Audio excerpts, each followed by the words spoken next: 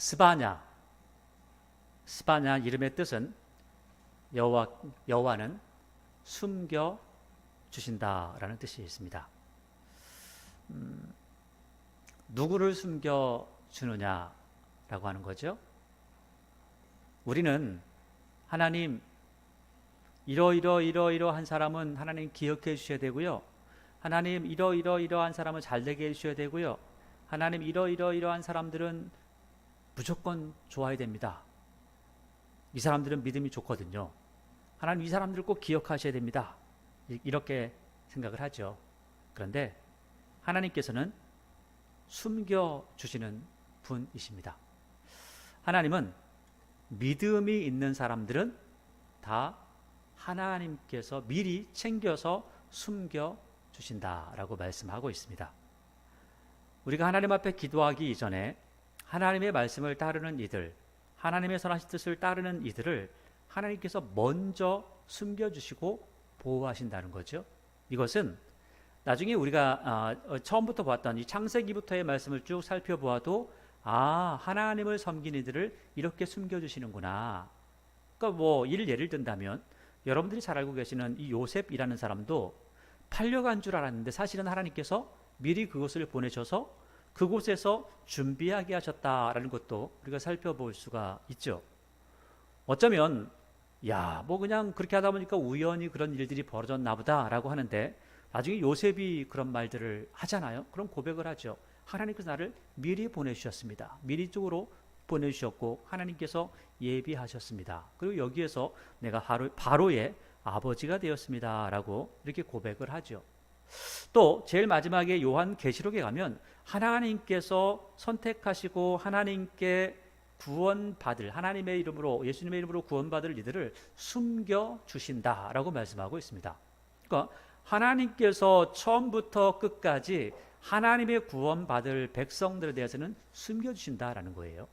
나중에 하박국서를 보면 하나님 앞에 기도하죠. 하나님 따지고 볶죠. 하나님 앞에 따지면서 하나님 이렇습니다, 저렇습니다. 하나님 이럴 수가 있습니까? 하나님 잘 믿는 사람들 이러면 됩니까? 하니까 하나님께서 걱정하지 마시게, 믿는 사람은, 하나님의 사랑을 받는 사람들은 내가 다 숨겨 놓았네 라고 하죠.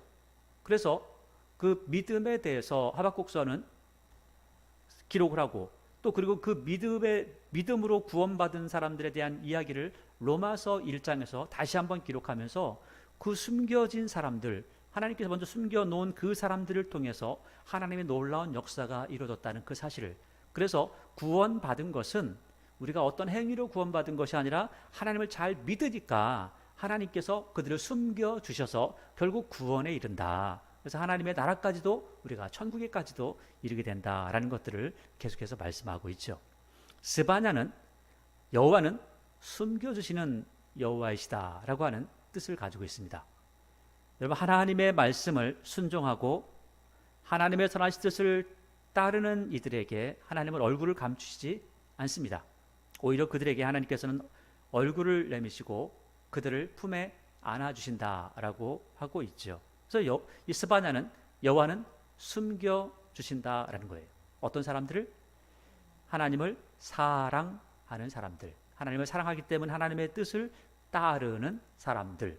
그래서 마음을 다하고 힘을 다하고 뜻을 다하여 너희 하나님 여호와를 사랑하라라는 그 말씀을 따라 사랑하는 이들에게 하나님의 구원의 역사가 있음을 말씀하고 있다는 거죠.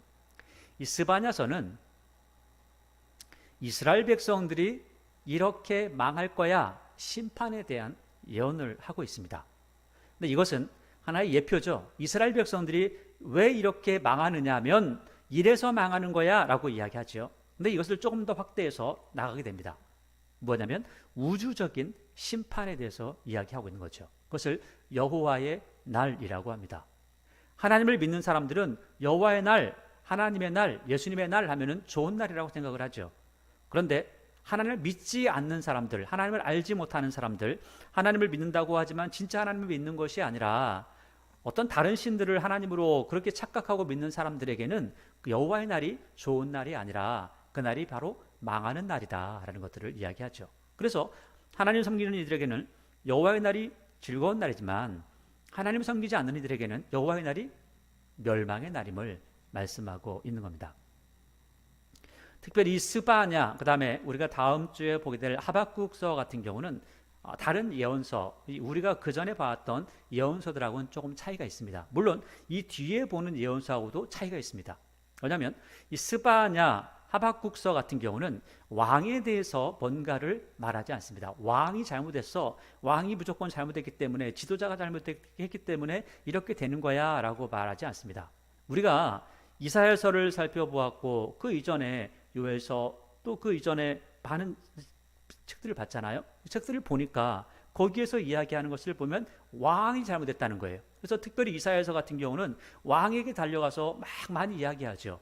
당신 왕이 잘못한 겁니다. 그리고 또 스바냐, 하박국서를 넘어서 그다음에 예레미야서에 또 가게 되면 예레미야서도 마찬가지입니다. 왕에게 달려가요. 여호야김에게 달려가고, 그래서 또 당신 이렇게 잘못하고 있습니다. 이러면 안 됩니다. 자꾸 이야기해요. 그런데 스바냐서는 놀랍게도, 우리 하박국서도 마찬가지인데 왕에게 이야기하지 않습니다. 왕에게 이야기하지 않고 왕에 대한 말도 나오지 않습니다. 오히려 백성들에게 이야기를 하고 있다는 거죠. 이 이야기는 우리가 스바냐 1장 1절을 보면 아몬의 아들 유다 왕 요시야의 시대에 이런 일이 있었다, 스바냐에게 임한 말씀이라고 하잖아요. 자, 그러면 요시야 시대에 스바냐에게, 그러니까 요시야 시대에 무슨 일이 있었기에 이전의 선자들도 그랬고 그 나중의 선자들도 그랬고 왕에게 달려가가지고 당신 말이야 똑바로 해야 돼, 당신 말이야 잘못하고 있잖아, 하나님의 말씀대로 하지 않잖아 라고 그렇게 얘기했던 선자들이 왜 스바냐서에서는 왕에게 달려가서 당신 말이야 이렇게 하지 않고 백성들에게 너희는 수치를 모르는 백성이야 라고 하고 왕에 대한 이야기는 이런 방구 말하지 않느냐. 아니, 이 사람이 지금 왕을 무서워하고 뭐 백성들은 힘이 없으니까 그냥 뭐라 하는 거야? 라고 생각할 수 있지만 그게 아니라 요시야는 하나님 보시기에 어떤 왕이었냐면 다윗 같은 왕이었죠. 다윗도 하지 않았던 유월절을 하나님을 위하여, 여호와를 위하여 유월절을 지켰던 왕이었다라고 이야기를 하죠. 그러니까 요시야 시대에 선지자였던 스바냐는 요시야에게 손가락질을 할 이유가 전혀 없었다는 거죠. 하나님의 말씀에 이러이러하니까 당신 잘못 살고 있어 라고 말하지 않았다는 거죠. 말할 수가 없는 거죠. 왜? 더 잘하고 있으니까. 정말 잘하고 있으니까. 자기 시대에 이스라엘이 망할 거라고 하는 것도 알고 있음에도 불구하고 끝까지 하나님의 말씀을 지켜가고자, 하나님의 말씀을 이루어 가고자 노력했던 사람이 요시야였기 때문에 스바냐는 요시야에게 달려가가지고 왕이시여 당신이 이걸 잘못하고 있습니다라고 말할 게 없었다는 거예요. 자, 그러면 이 요시야 시대에 왜 스바냐는 백성들에게 소리를 치고 있냐는 거예요.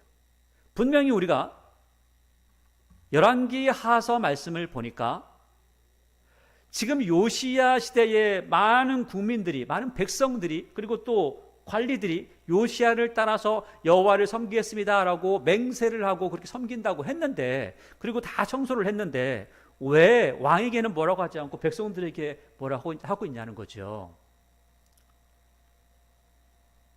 요시야는 처음부터 끝까지 하나님을 섬기는 마음이 있었던 거죠. 백성들은 권력이 무서워서 눈치 보면서 따라왔던 거죠. 요시야 앞에서는 하나님을 섬기는 척했지만 요시야 뒤에서는 다른 일들을 했던 거죠. 왜? 자신들이 살아왔던 그 시간 동안 섬겼던 그들의 하나님, 그게 바알이든 아세라든 아니면 밀곰이든 어떤 신이든 간에 그 신들을 섬겼던 모습이 있었다는 거예요. 오늘 이 말씀을 쭉 읽다 보면 하나님께서 왜 이렇게 하셨는지 알겠다라고 하는 부분이 나옵니다. 심지어는 스바냐서를 쭉 읽다 보면 나중에 이렇게까지 말씀하죠. 내가 예전에 약속한 대로 너희를 망하게 하는 거 당연히 나갈 거야. 그런데 나가다가 원래 여기까지가 목표인데 여기까지 안 나가고 이만큼만 나가고 끝낼 수 있어. 그런데 어쩔 수 없구나. 끝까지 가야 되는구나. 왜? 백성들을 보니까 너무 죄악에 빠져 있어. 그럴 수밖에 없어 라고 하는 거죠. 그래서 스바냐서와 하박국 같은 경우는 다른 예언서하고는 다르게 선한 왕이 통치하는 시대였기 때문에, 하나님의 마음에 합한 자가 통치하는 시대였기 때문에 왕에게가 아니라 백성들에게 이야기합니다. 우리가 미가서 같은 경우는 사회 정의를 실현해야 되기 때문에 백성들은 하나님을 잘 섬기는데 왕이 안 섬기더라는 거예요. 지도자가 안 섬기더라는 거죠. 그 백성들에게 이야기합니다. 야, 왕하고 말이야, 지도자들이 하나님을 섬기지 않아. 그러니까 왕하고 지도자들이 하나님을 섬기게끔 우리가 알려줘야 돼 하면서 백성들에게 선포하는데, 오히려 여기서는 야, 왕을 섬기려고 하는데 너희들은 왜 섬기지 않는 거야? 라고 하면서 그들에게 책망하는 스바냐, 이 선지자의 모습을 우리에게 이야기하고 있다는 거죠. 그러니까 한 나라가 하나님의 복을 받기 위해서는 왕만 하나님을 섬기는 것도 아니고 백성만 하나님을 섬기는 것도 아니고 왕과 백성이 하나가 되어서 하나님을 섬기는 마음이 있어야 된다는 거죠.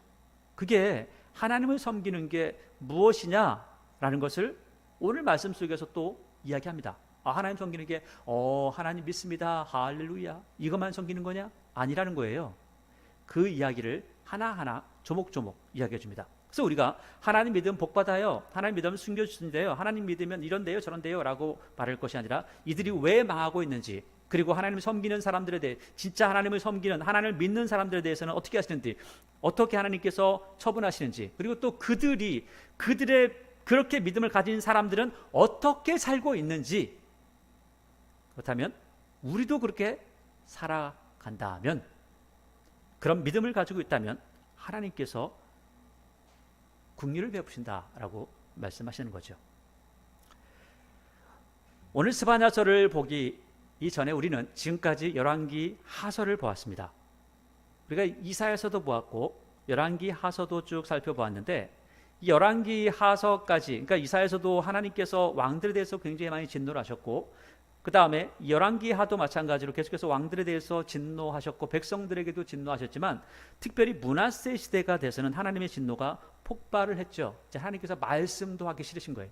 너무 막 나가니까 말해봐야 소용없구나, 그래 그렇게 하다가 망해라 했는데, 갑자기 이 므낫세의 아들이었던 아몬이 2년 만에 죽고 그 아몬의 아들이었던 요아스가 왕이 되더니 하나님을 섬기기 시작하는 겁니다. 그리고 갑자기 그가 하나님을 섬기는데 얼마나 전심을 다하는지, 얼마나 힘을 다 쏟는지 엄청난 개혁을 하고, 성전에 있던 아세라 목상부터 시작을 해가지고 모든 집기까지 다 갖다 태워버리고 하나님을 섬기는 일에만 완전히 마음을 다 해버린 거죠.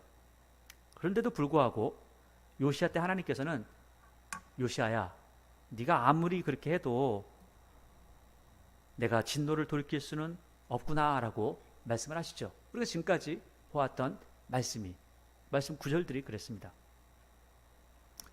그런데 요시야는 하나님의 진노를 다시 돌이키게 하려고 하는 것이 아니라 어떻게 하든 하나님 말씀대로 자기 스스로는, 아니 자기가 살고 있는 그 시대의 국민들은 하나님 말씀대로 살아가게 하려고 하는 노력의 부분이 있었고, 하나님 말씀을 가르치는 것도 있었죠.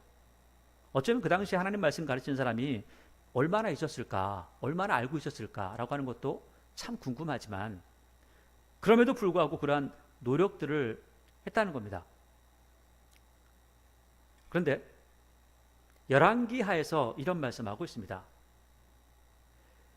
남왕국이 멸망하는 그 일이 유다에 임하는 그 이유가 뭐냐 알려주는데, 곧 여호와의 말씀대로 그들을 자기 앞에서 물리치고자 하심이니 이는 므낫세에 지은 모든 죄 때문에.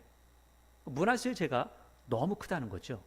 므낫세가 55년 동안을 통치했는데 55년을 통치하면서, 그리고 그 아들 아몬이 2년을 통치해서 57년을 통치하면서 예루살렘에다가 온갖 잡신을 갖다 다 집어넣고, 그리고 그 신을 섬기는 그 기구들까지도 다 드러났었잖아요.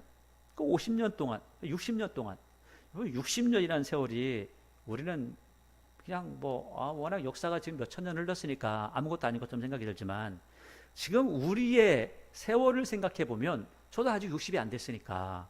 그런데 저 같은 사람이 만약에 이 요시야 때 있었다면 아직 태어나지도 않은 상태죠. 만약에 태어나서 있다면 요시야 때까지 있으면 내가 그 전에 하나님이라는 이름을 들어본 적도 없는 상태인 거죠.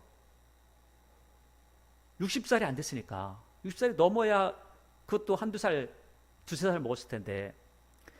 7, 80 먹어야 하나님에 대해서 좀 들어봤고 히스기야에 대해서 좀 알고 그런 거죠. 이 정도의 시대가 되니까 너무나 악하니까, 그리고 또 하나님을 모를 뿐만 아니라 하나님을 모르니까 사람들을 다 죽이기 시작해요. 얼마나 악한지 몰라요.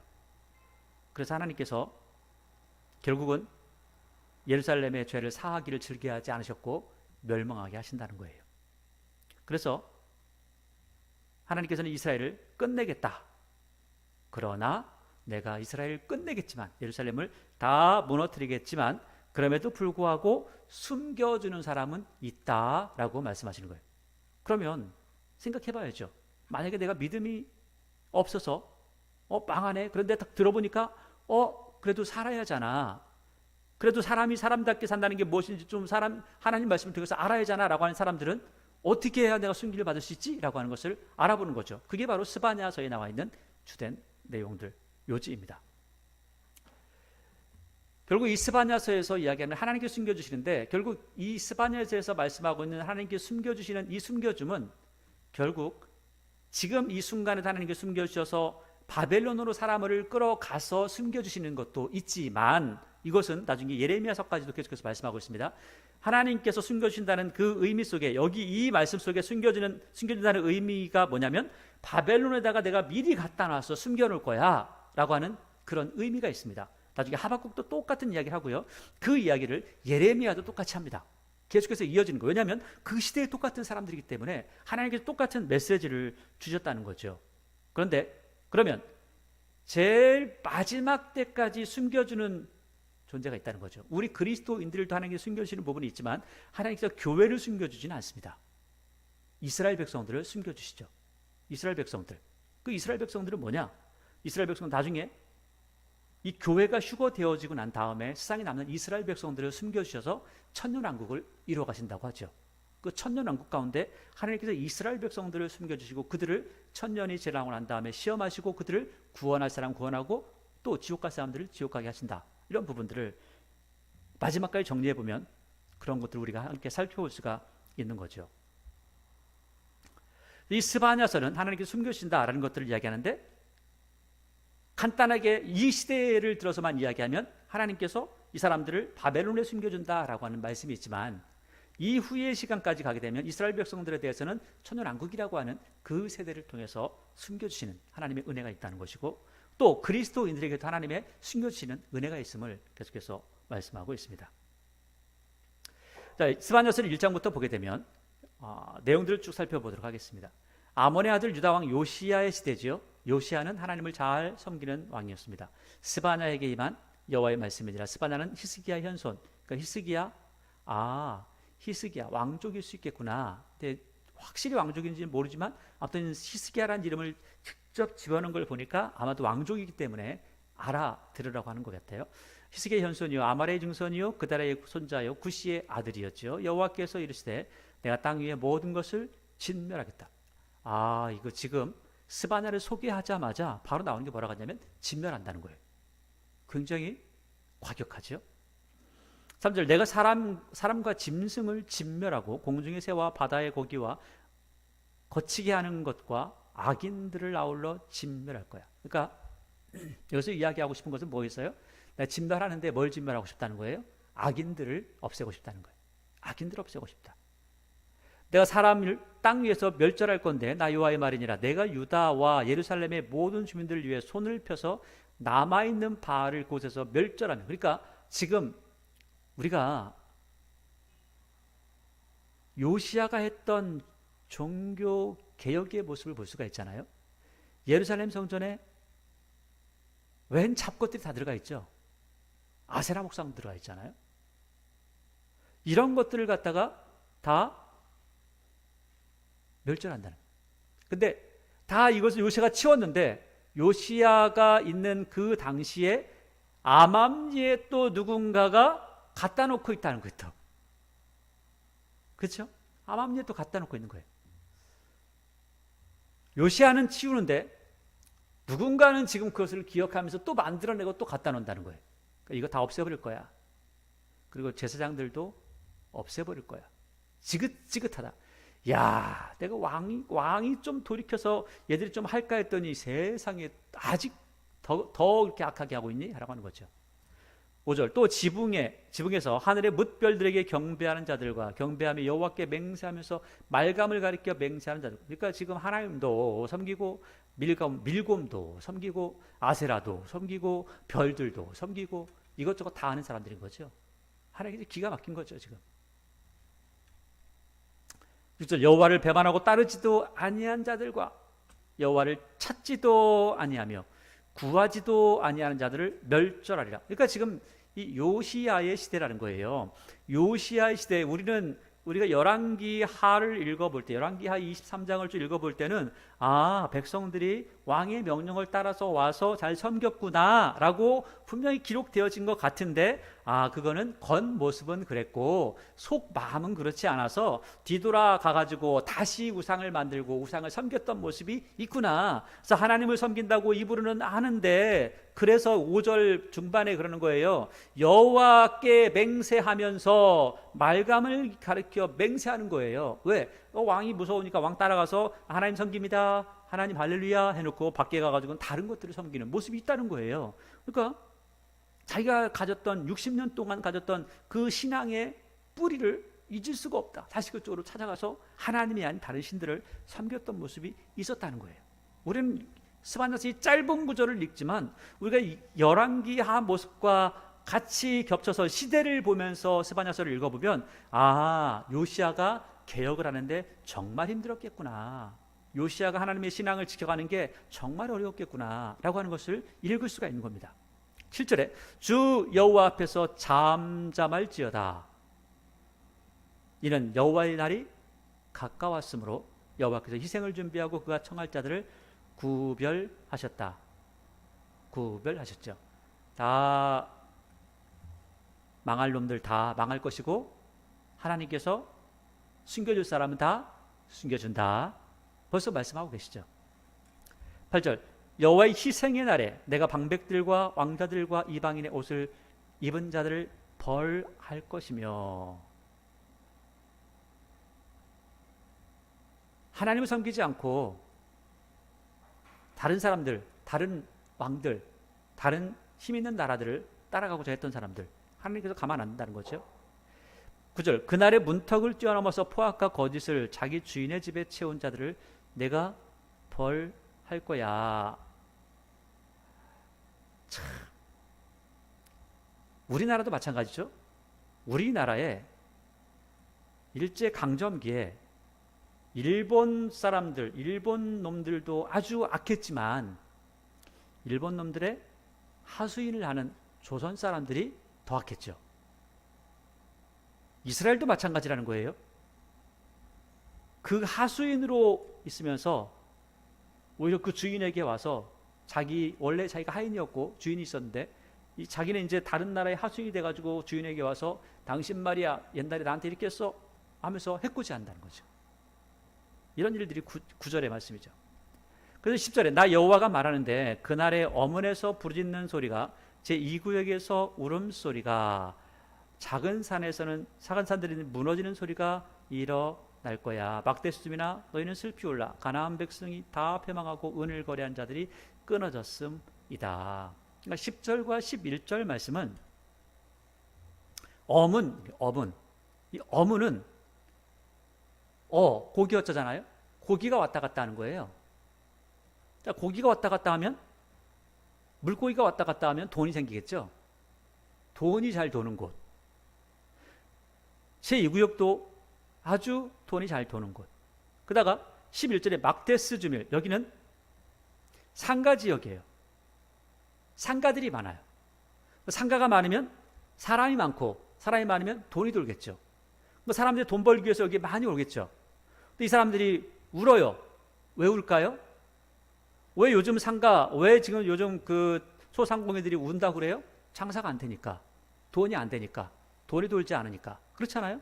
너희는 슬피 울라. 가나안 백성이 다 패망해서 왜? 은을 거래하는 자들이 돈을 못 벌어. 이제 돈을 벌 수가 없어. 너희들의 희망이 뭐야? 돈 버는 거 아니야? 돈이 있어야 되는 거 아니야? 그런데 너희들이 돈이 없어. 그래서 망하는 거야 라고 말씀하고 있는 거죠. 12절 그때에 내가 예루살렘에서 찌꺼기같이 가라앉아서 마음속에 스스로 이르기를 여호와께서는 복도 내리지 아니하시며 화도 내리지 아니하시리라 하는 자들을 등불로 두루 찾아서 하나님께서 완전히 벌하겠다라고 말씀하고 있죠. 이런 사람들이 있죠. 숨어서 악한 짓을 하는 사람들이 있어요. 나중에 에스겔 시대에 가면 성벽을 부수고 들어가 보니까 거기에 동방태양을 향해서 절하는 사람들이 있더라는 거예요. 에스겔이 기절을 하죠. 밖에서 볼 때는 다 거룩한 줄 알았는데 들어가서 보니까 세상에 못된 짓, 아주 우상 숭배는 그냥 도맡아서 하고 있는 그런 사람들이 드러나고 있더라는 거예요. 그래서 그러면서 이 사람들이 뭐라고 하냐면 여호와께서는 우리를 보지 아니하시며 여호와께서는 이 땅을 버리셨다. 자기들이 악한 짓 하면서 하나님께서 오시지 못하게 하면서 그러면서 하나님 우리 버리셨으니까 우린 다른 신 섬기는 거야. 아니 니들이 먼저 하나님을 버린 거야. 그런데 그들은 그렇게 말해요. 하나님이 날 버렸으니까 내가 이렇게 하는 거야. 말도 안 되는 소리죠. 에스겔 때 그랬던 것처럼 스바냐서도 사람들이 그런다는 거예요. 하나님은 말이야 물러 터져가지고 아무것도 아니야. 우리가 그냥 복 많이 줄 것 같은 그런 신들 찾아가면 돼. 하나님은 그렇게 돼. 이렇게 하는 거죠. 13절 그들의 재물이 노략되며 이렇게 말하는 것들 말이야. 다 재물이 노략되고 그들의 집이 황폐할 것이라. 그들이 집을 건축하나 거기 살지 못하며 포도원을 갖거나 그 포도주를 마시지 못할 것이다. 그러니까 지금 집을 건축하거나 포도원을 갖고도 포도주를 마시지 못한다라고 하는 거. 우리는 그냥 뭐 그런 것들 하나 보다라고 이렇게 하는데 이스라엘 백성들에게 하나님께 주신 그 기쁨이 있어요. 그러니까 인생들에게 주신 기쁨이 있었어요. 그래서 특별히 이스라엘 백성들을 향해서는 하나님께서 어떤 것들을 말씀하고 있냐면 너희들에게 내가 기쁨을 주는데 그 기쁨은 아무리 전쟁 일이라도 너에게 뺏기지 않았으면 좋겠어. 새 집을 지었냐? 그러면은 거기 낙성식 할 때까지 좀 살아야지. 포도원 만들었냐? 과실 못 먹었니? 그 먹을 때까지 전쟁 나가지 마. 하지 마. 그 다음에 결혼을 했니? 약혼을 했니? 결혼 못했어? 결혼하고 그리고 1년 동안은 살아야지. 당연히 그게 기쁨이지 라고. 그 다음에 마지막으로는 두렵니? 집에 있어. 그래서 이 세 가지 같은 경우는 집 건축하고 포도원 그 다음에 결혼 같은 경우는 하나님께서 보시기에도 이런 즐거움은 나눠야 돼 라고 말씀하고 있다는 거예요. 그런데 오늘 여기 보니까 지금 13절의 이야기는 너 집, 너 포도원 다 없어져. 뭐 결혼 다 망할 건데 뭐. 좀 있으면 그 이야기는 하지 않지만 다 죽어요. 실제로 가정이 다 깨져버립니다. 그 기쁨을 다 없애버리겠다는 거예요. 그게 재앙이죠. 14절 여호와의 큰 날이 가깝도다. 가깝고도 빠르도다. 여호와의 날의 소리가 용사가 고도 심히 슬피 오는도다. 그날은 분노의 날이요 환난과 고통의 날이요 그 황폐와 패망의 날이요 캄캄하고 어두운 날이요 구름과 흑암의 날이요 나팔을 불어 경고하며 견고한 성읍들을 치며 높은 망대를 치는 날이로다. 내가 사람들에게 고난을 내려 맹인 같게 하리니. 하나님께서 고난을 내리신답니다. 하나님이 복만 내리시는 것이 아니라 뭐 내려요? 고난도 내린답니다. 하나님 이런 분이십니다. 맹인같이 행하게 하리니 이는 그들이 나 여호와께 범죄하였습니다. 또 그들의 피는 쏟아져서 티끌같이 되며 그들의 살은 분토같이 될 거야. 그들의 은과 금, 너 그거 굉장히 중요하게 여기니? 은과 금 말이야. 아니 우리가 11절에서 봤잖아요. 막대수 주민들아 너희는 슬피 울라. 가나안 백성이 다 패망하고 은을 거래하는 자가 없어요.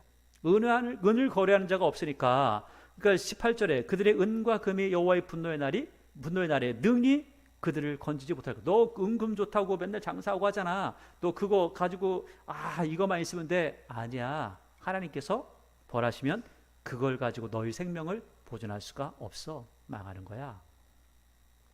이 온 땅이 여호와의 질투의 불에 삼키어질 거다. 하나님께서 사랑했는데 배신하니까 배반하고 다른 신을 따라가니까 바람 피우니까 하나님의 질투의 불이 너를 삼켜서 망하게 될 거야.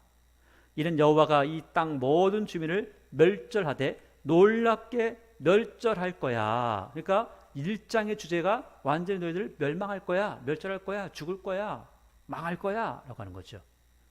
그 2절에 딱 시작하는 게 멸절하니까 끝내라, 야 너 죽었어 끝내 하는 것이 아니라 2절에 보면 놀라운 이야기를 해요. 수치를 모르는 백성아 모일지어다, 모일지어다. 지금이라 좀 모이라는 거예요. 지금 너희들이 요시야가 개혁했던 것들을 다 다시 뒤집고 지금 너희 뒤 요시야가 모르게 뭔가를 가져와서 아세라도 만들고 뭣도 만들고 자꾸 하려고 하는데 그런 거 하지 마. 모여가지고 뭐예요? 하나님의 말씀을 좀 들어. 하나님의 말씀 듣고 뭐 하겠어요? 그 말씀대로 좀 살아. 그러면 될 텐데 라고 하는 거죠. 이럴 때 꼭 모여야 되죠. 지금 완전히 하나님을 섬기지 않는 그 사람들, 그래서 한 60년 동안을 하나님을 섬기지 않았던 그 사람들에게 31년이라는 시간 동안 요시야가 하나님이 누구신지 알려주고 했지만 그것을 벗어나지 못하는, 그래서 하나님을 알려고 하지 않는 그 사람들에게 하나님께서는 백성아 모여봐 좀 들어봐 라고 하는 거죠. 그러면서 2절에 무슨 말씀을 하세요? 명령이 시행되어 날이 겨같이 지나가기 전에, 끝장나기 전에, 여호와의 진노가 너희에게 내리기 전에, 여호와의 분노의 날이 너희에게 이르기 전에, 진노의 날이 이뤄가지고 의도 터지고 나면, 멍들고 나면 그거 그 다음에 살려주세요. 필요 없어. 제발 좀 빨리 와. 여호와의 규례를 지키는 3절에 여호와의 규례를 지키는 세상의 모든 겸손한 자들아, 이 사람들 너희는 여호와를 찾으며 공의와 겸손을 구하라. 너희가 혹시 여호와의 분노의 날에 숨김을 얻으리라. 이게 스바냐죠. 여호와께서 숨겨주신다. 스바냐후. 어디로 숨겨주실까요? 이 스바냐 여기서 숨겨준다는 것은 나중에 예레미야서를 보니까, 그리고 에스겔서를 보니까 바벨론에다 숨겨주시는 거였구나. 이게 나옵니다. 바벨론에 숨겨주는 거죠. 그래서 예레미야는 나중에 그렇게 얘기하는 거예요. 매국노라는 소리를 그렇게 들으면서도 뭐라고 하냐면, 야 하나님께서 바벨론에다 숨겨주신 거야. 이거 잠깐 너희들 끌려가는 게 그게 말이 하나님의 복이야. 오히려 거기다 숨겨졌다가 나중에 그대로 다시 돌아올 거야. 걱정하지 마 라고 하는데, 이 매국노 그런 말을 듣게 되죠. 여기서부터 계속해서 이야기합니다. 4절에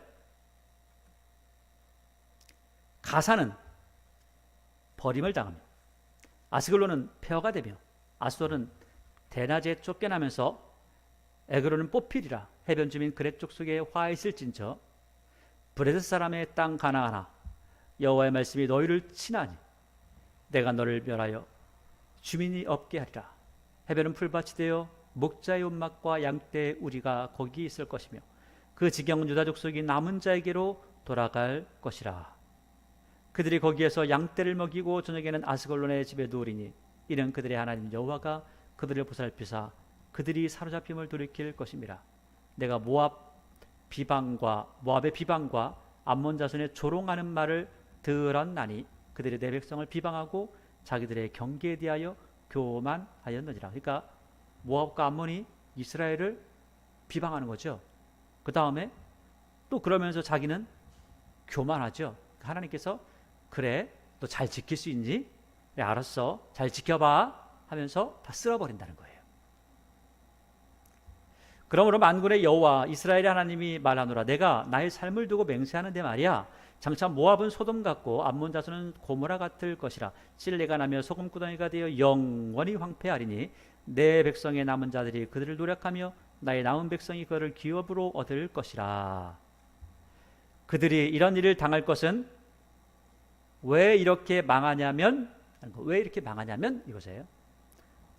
그들이 이런 일을 당할 것은 그들이 만군의 여호와의 백성에 대하여 어때요? 교만해졌기 때문이다 라고 하는 거죠. 여호와가 그들에게 두렵게 되어서 세상의 모든 신을 쇠약하게 하리니 이방의 모든 해변 사람들이 각각 자기 처소에서 여호와께 경배하리라. 사람들이 다 신앙생활 해보고 이것저것 믿어봤는데 이것도 아니고 저것도 아니고 야 역시 하나님밖에 안 계시는구나. 그런 때가 온다는 거예요. 이 때가 언제예요? 바벨론에 의해서, 그리고 나중에 페르시아 고레스가 이스라엘을 세우면서, 그래서 이스라엘의 성전을 건축하라고 할 때 만군의 여호와 하나님, 그 이름이 높아질 것이다 라는 것을 말씀하고 있는 거죠. 12절, 구스 사람들아 너희도 내 칼에 죽임을 당하리라. 구스 사람들, 이 구스라고 하는 이집트라는 나라가 있고 그 밑에 구스가 있죠. 이디오피아라는 나라가 있습니다. 이 당시에는 구스라는 나라가 이 애굽을 차지해서 전쟁을 이 아수르까지 가서 도와주고 했었거든요. 그러한 모습이 있기 때문에 그 당시만 해도 아주 강대국이었어요.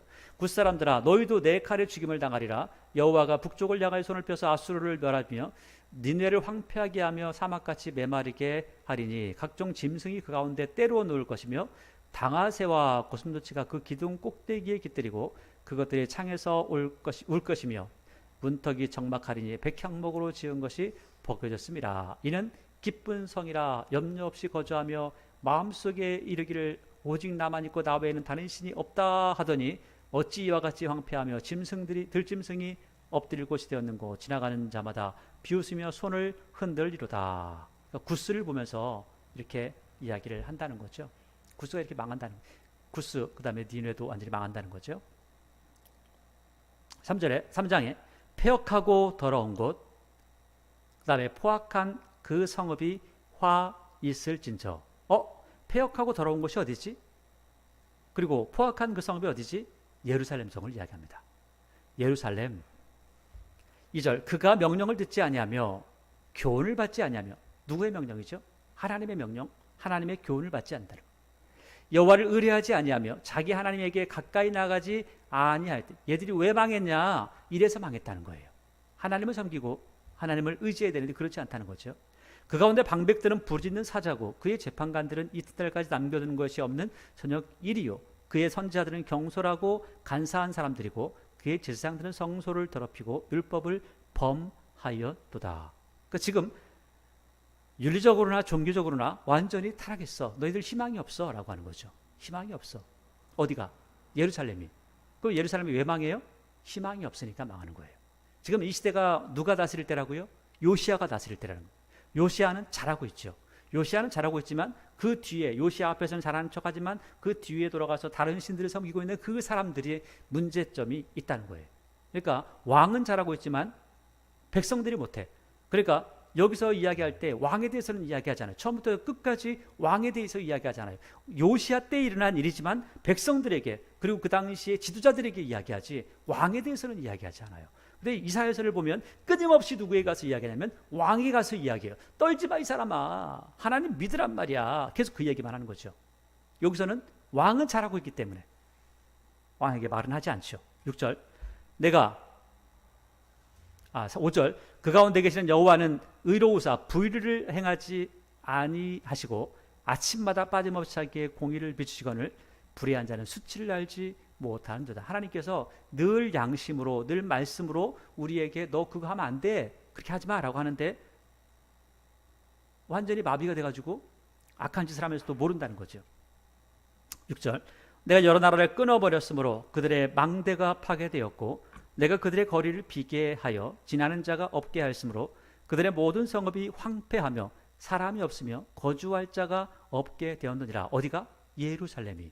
하나님께서 내 이름을 둘게, 야 내 눈이 항상 거기에 있어, 내가 항상 너 도와줄 거야, 걱정하지 마 했는데 완전히 하나님께서 뒤집어서 망하겠다는 거죠. 왜 망해요? 7절, 내가 이르기를 너는 오직 나를 경외하고 교훈을 받으라. 그리하면 내가 형벌을 내리기로 정하기는 했어. 내가 요시아한테도 말했어. 그거 너희들 망할 거야.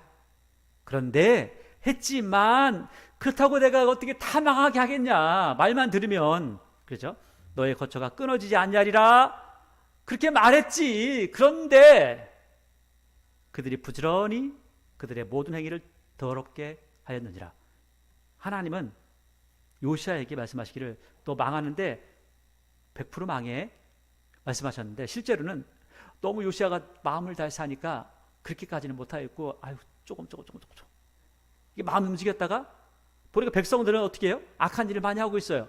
어쩔 수 없이 망할 수밖에 없구나. 그러니까 벌을 내리는 게 하나님께서 내리긴 하시지만 내리고 싶어서 내리는 게 아니라 어쩔 수 없이 벌을 내릴 수밖에 없는 상황이 되어버린다는 거예요. 그게 하나님 앞에서 하나님께서 보시기에 슬프신 거죠. 8절 나 여호와가 말하노라 그러므로 내가 일어나 벌할 날까지 너희가 나를 기다리라. 내가 뜻을 정하고 나의 분노와 나의 진노를 쏟으려고 여러 나라에 소집하며 왕국들을 모으리라. 온 땅이 나의 질투의 불에 소멸되리라. 그래 네가 자꾸 못된 짓 했니? 그래 알았어. 어쩔 수 없구나. 나 정말 그러고 싶지 않았는데 어쩔 수 없구나. 너희들을 이 매를 대지 않고는 안 되겠구나 하면서 다 이제 모을게. 이제 모든 진노를 다 쏟아버릴게 해서 여러 나라를 통해서 그 나라를 그리고 또 그 주변의 나라를 다 망하게 하겠다는 거예요. 그래서 이 이야기도 나중에 예레미야서나 에스겔서에 보면 어떻게 하나님께서 망하게 하시는지를 정확하게 이야기. 특별히 에스겔서는 왜 지금 그 나라들까지 망하는지까지 설명을 해줍니다. 다 설명을 해줘요. 근데 이건 이스라엘이 망할 때 이렇게 하는 거고 마지막에 하나님의 진노의 대접이 쏟아질 때도 있다는 거예요. 그때는 또 요한계시록에 보면 이때 하셨던 것처럼 그때도 그렇게 하시겠구나라는 것들을 예표로서 우리가 볼 수 있는 거죠. 9절 그때 내가 여러 백성의 입술을 깨끗하게 하여 그들이 다 여호와 이름을 부르며 한 가지로 나를 섬기게 할 것인데 내게 구하는 백성들 곧 내가 흩은 자의 딸이 구스강 건너편에서부터 예물을 가지고 와서 내게 바칠 것이라. 그러니까 구스가 망하고 완전히 끝난 줄 알았는데 구스로 내가 또 내쫓았던 사람이 있다는 거예요. 어디에서? 예루살렘에서 내쫓았던 사람이 있는데 구스에 있다가 내가 하나님 섬겨야지 하면서 예물을 가지고 섬기더라는 거예요. 우리가 사도행전 8장에 보면 구스의 내시가 있습니다. 그 내시가 이 사람이 예루살렘에 쫓겨난 사람인지 아니면 예루살렘에 쫓겨난 사람으로부터 하나님의 말씀을 들었던 사람인지는 몰라요. 근데 이 사람이 에티오피아의 여왕이었던 간다기의 모든 국고를 맡은 관리인이었다는 거예요. 이 사람이 성경책을 들고 읽으면서 마차를 타고 와서 예루살렘에서 예배를 드리고 간다는 거예요. 또 가면서 성경을 보다가 이해가 안 돼가지고 끙끙 앓고 있는데 빌립이 가서 설명을 해주죠. 그리고 예수님이 누구신지를 알려주죠. 세례를 받고 헤어집니다. 이때 갔던 사람이 와서 예배를 드리는구나. 그때 갔던 사람에게 전도를 받은 사람이 예배를 드리는구나. 볼 수가 있는 거죠. 실제로 그렇습니다. 그래서 사도행전은 그 이야기를 특별히 기록을 하고 있죠. 구스에서 온 사람에 대해서. 11절 그날에 내게 범죄한 모든 행위로 말미암아 수치를 당하지 아니할 것은 이때 내가 내 가운데 교만하여 자랑하는 자들을 제거하여 내가 나의 성산에서 다시는 교만하지 않게 할 것임이라. 여러분 교만은 멸망하는데 지름길입니다. 교만은 멸망의 지름길입니다. 절대로 교만하면 안 된다는 거죠. 그래서 하나님께서도 이스라엘 백성들에게 40년의 광야 생활을 말씀하시면서 이런 말씀을 하시죠. 이 40년 동안 내가 광야길을 걷게 하신 것을 기억해봐. 그 이유는 뭐냐면 너를 낮추시며 너를 시험해서 내 마음이 어떤지 그 명령을 지키는지 지키지 않는지 알려 하시는 거야. 그리고 너를 낮추셔서 내가 줄이게 하시고 너도 알지 못하며 지상들 알지 못하는 만나를 먹게 하신 것은 사람이 떡으로만 사는 게 아니야. 먹는 것 자꾸 힘 있는 것 따라가지 말고 우리의 눈에 보이지 않지만 하나님을 볼 줄 알아야지. 말씀으로 하나님의 말씀으로 사는 것을 알아야 돼. 그래서 너희가 하나님 말씀대로 잘 따라가면 40년 동안 의복이 하지 않고 신발도 갈아신지 않았잖아. 네 발도 부러뜨리지 않았잖아. 너 그렇게 한번 40년 동안 40일 동안 걸어봐라. 내 발이 어떻게 될 건지. 또 그렇지 않았잖아. 하나님께서 너를 지키신다. 어떻게만 하면 겸손하면. 그래서 11절에 교만하지 않게 한다는 거예요. 하나님 교만한 자를 너무나 싫어하기 때문에 그래서 이스라엘 백성들을 가나안으로 인도하실 때 너희들 겸손해야 돼 그러면서 일부러 안 먹이셨다는 거예요. 배고프게 하셨다는 거예요.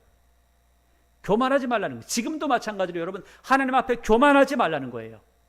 교만하면 망한다는 거죠. 그래서 하나님께서 교만하지 말라는 거죠.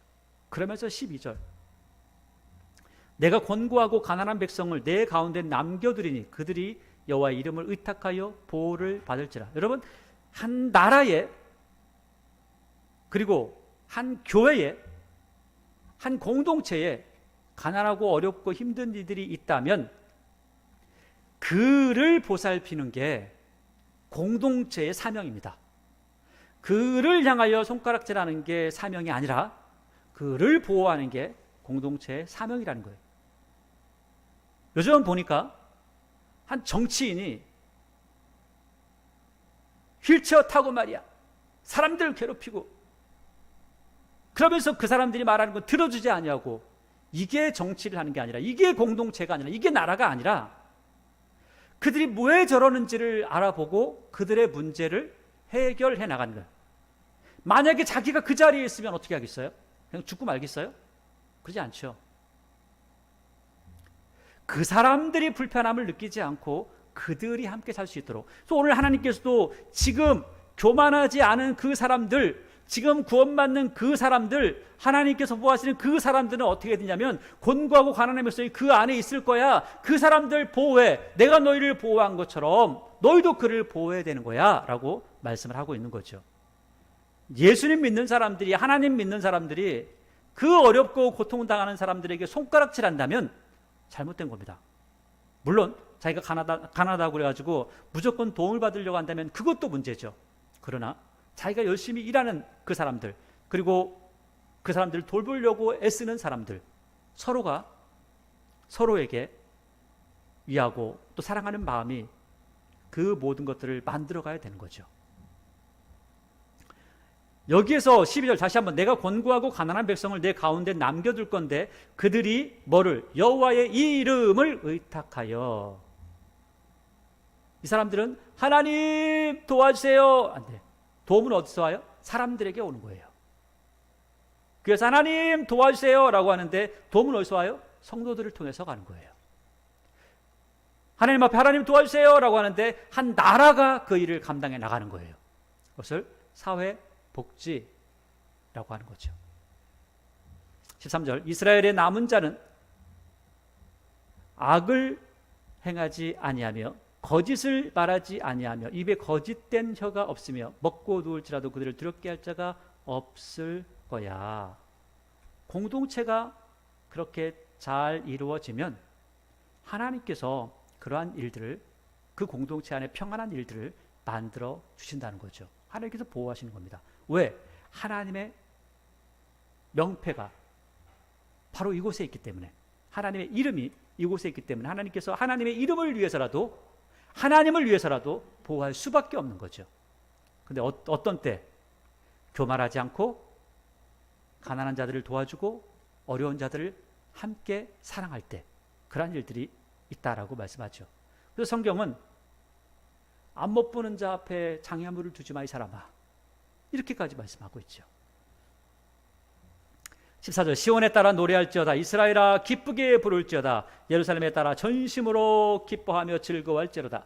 여호와가 내 형벌을 제거하였고, 이스라엘의 형벌을 제거했다고 하니까 예루살렘의 형벌을, 그럼 우리의 형벌을 제거하셨나? 그게 아니고 14절부터 이야기하는 것은 지금 너희들이 지금 망할 수밖에 없어. 요시아가 그렇게 다 치워놓은 거 네가 다시 다 모아가지고 망할 길을 찾아가네 라고 하는데, 그 모든 것들을, 형벌을 다 받은 그 사람들, 그래서 이제는 하나님 앞에 돌아온 그 사람들을 향해서 말씀하시는 거예요. 그래서 그 사람 너희도 즐거워해. 왜? 형벌을 다 받았으니까 즐거워해. 여기서 15절, 여호와가 내 형벌을 제거하였고 내 원수를 쫓아냈으며 이스라엘의 뭐요? 왕. 이야, 놀랍죠? 하나님께서 본인, 하나님이 스스로 뭐라고 하냐면 이스라엘의 왕 여호와라고 해요.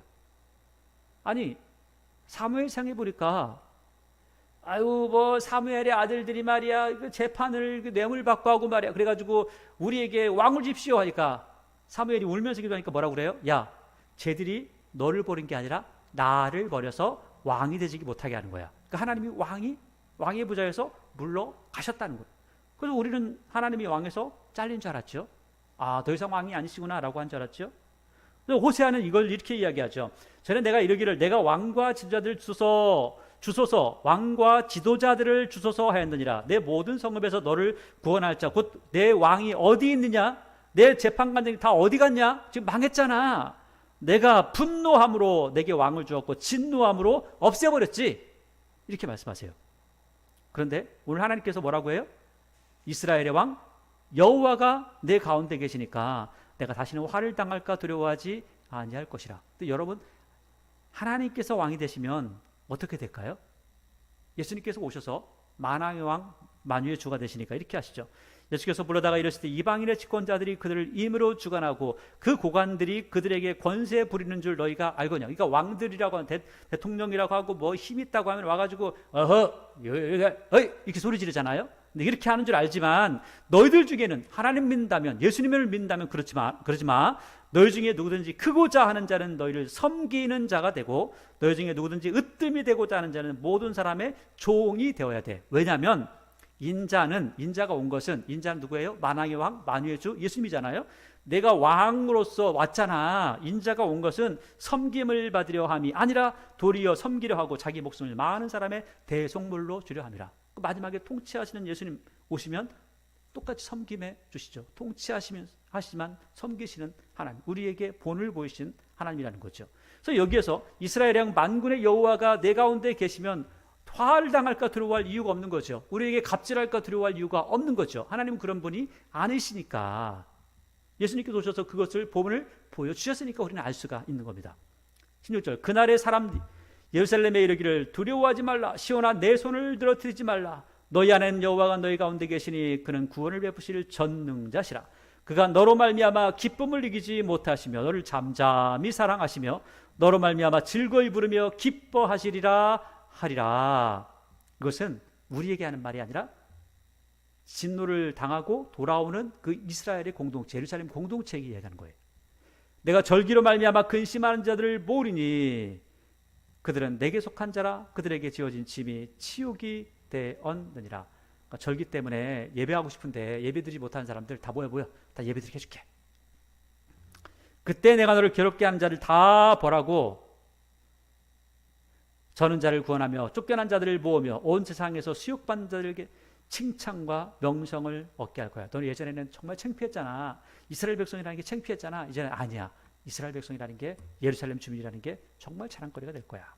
20절, 내가 그때 너희를 이끌고 그때 너희를 모을지라. 내가 너희 목전에서 너희의 사로잡힘을 돌이킬 때, 너희들이 다시 저 페르시아에서 돌아올 때에 너희가 천하 만민 가운데 명성과 칭찬을 얻게 하리라. 여호와의 말씀이니라. 실제로 나중에 고레스가 돌아올 때 모든 것들을 대주고 또 하나님의 이름을 높일 뿐만 아니라 그 짓는 것도 아무 문제 없이 만들었죠. 나중에 다리우스 왕을 통해서도 그 모든 것들을 회복해가는 모습을 볼 수가 있습니다. 오늘 스바냐서는 하나님 숨겨주신다라는 뜻을 가지고 있습니다. 그런데 스바냐서의 시작은 진멸하고 죽인다라고 말씀하고 있죠. 누구는 숨겨주고 누구는 죽이냐? 하나님의 말씀을 따라 겸손하게 하나님을 섬기며 하나님의 뜻을 따라 함께 공동체를 아름답게 만들어가는 그 사람들, 하나님의 뜻을 따르는 사람들에게는 하나님의 은혜가 있고 또 그러지 못한 사람들에게는 하나님의 진노가 있음을 말씀하고 있죠. 우리는 분명히 하나님의 말씀을 들었습니다. 하나님은 우리에게 복 주시고 싶으셔서 진노를 내리기 정말 싫으셔서 어떻게든 안 주려고, 그리고 어떻게 하든 복 주시려고 하는 그러한 모습이라는 거죠.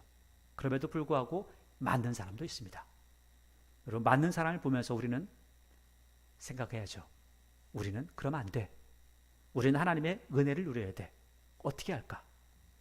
교만하지 아니하고 하나님 말씀 안에서 구제하고 함께 나눌 수 있는 그 공동체를 이뤄가는 하나님의 자녀들이 될 때 하나님의 사랑받는 자가 될 것입니다. 특별히 오늘 예수님께서 말씀하신 것처럼 섬김을 받으려는 것이 아니라 섬기려고 하고 또 그 섬김으로써 왕의 도를 보신 예수님을 닮아가는 모습이 있다면 그것이 바로 하나님을 온전히 사랑하는 모습이 될 것입니다.